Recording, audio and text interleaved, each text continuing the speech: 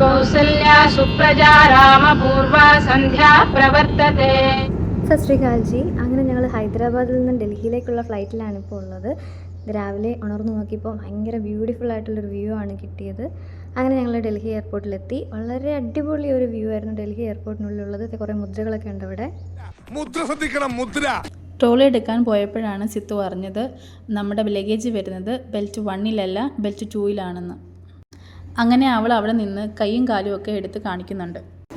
അങ്ങനെ എല്ലാവരുടെയും ലഗേജും കൊണ്ട് ട്രോളി തള്ളിക്കൊണ്ട് പോവുകയാണ് ശാലിനി ചേച്ചി. അവസാനം ലഗേജ് വെച്ചതിന് ശേഷം ഞങ്ങളൊന്ന് ഫ്രഷ് ആവാൻ തീരുമാനിച്ചു.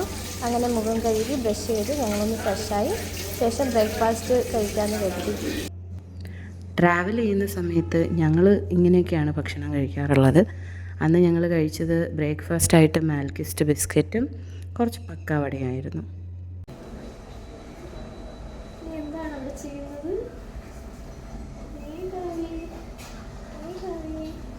നമ്മുടെ കൂട്ടത്തിലെ കൊച്ചു ഐശ്വര്യതയാണ് സജ്ജു. അവളിപ്പോൾ റെഡിയാകുകയാണ്.